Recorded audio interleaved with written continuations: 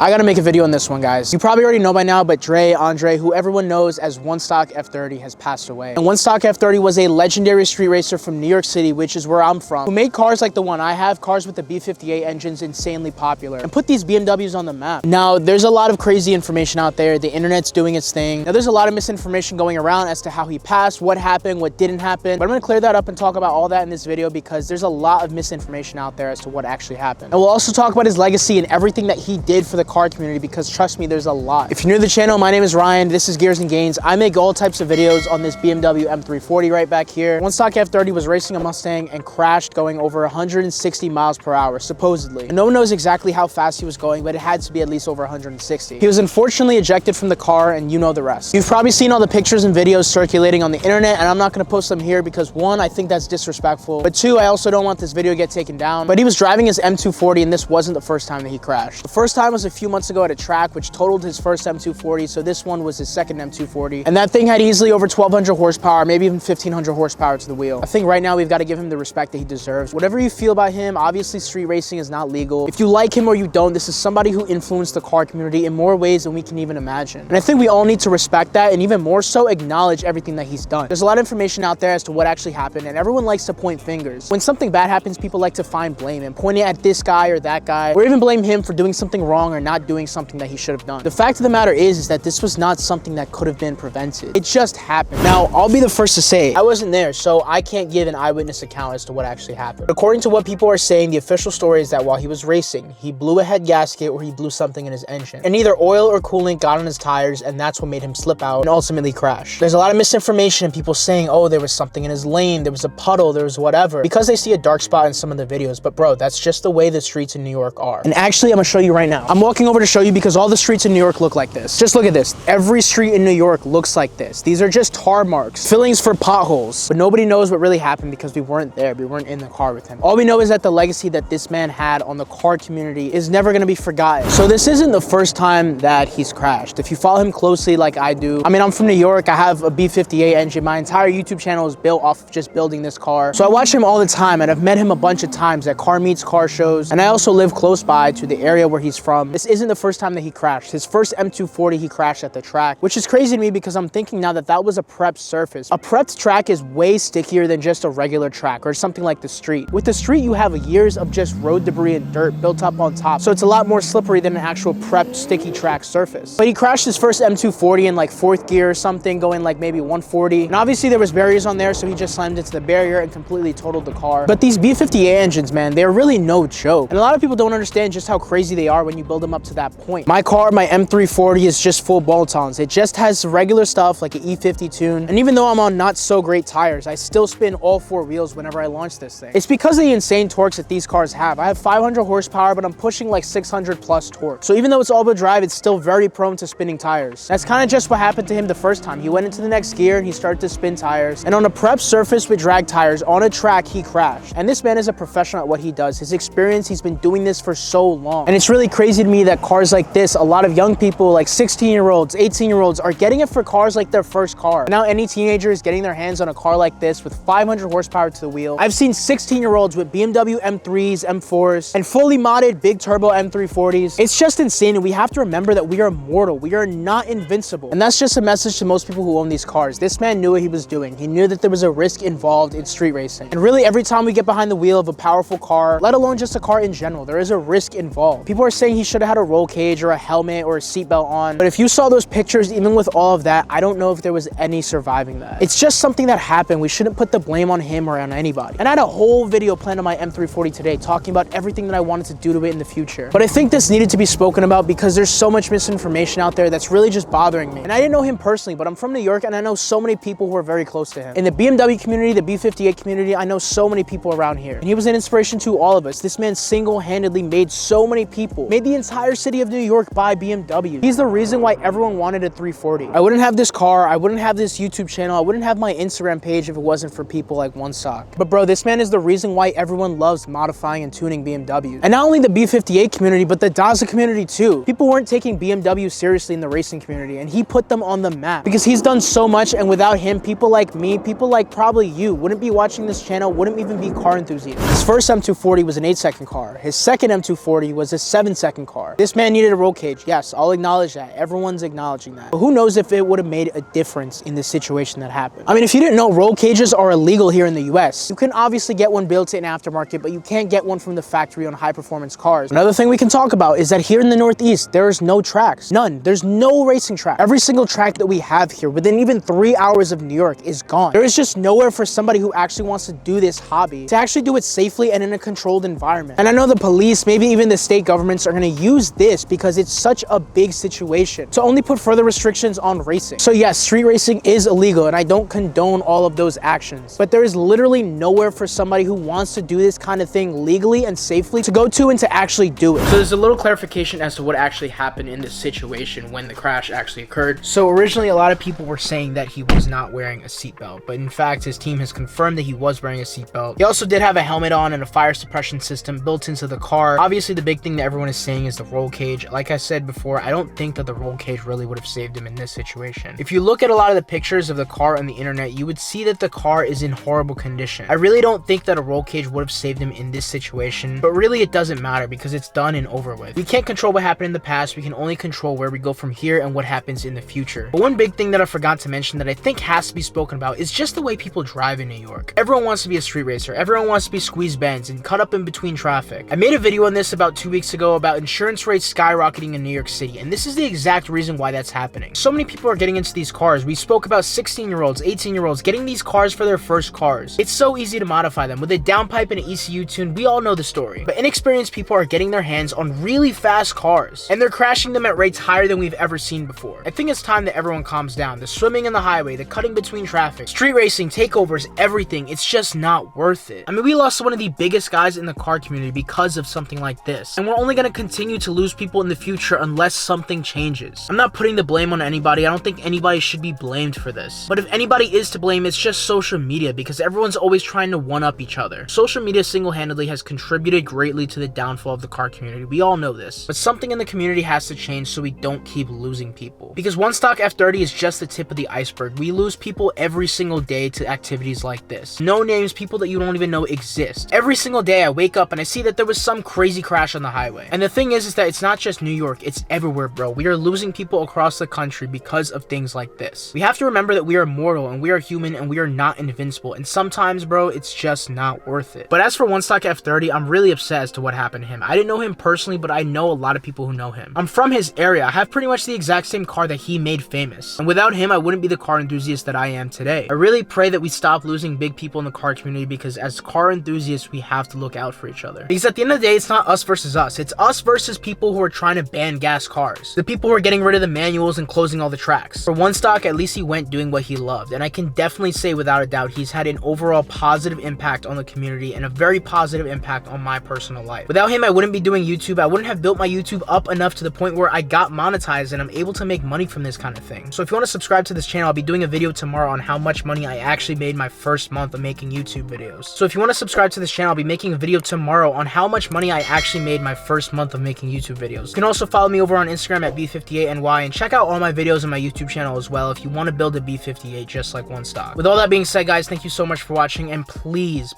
drive safe. And with all that being said, thank you so much for watching. My name is Ryan from Gears and Gains, and I'll see you in the next one.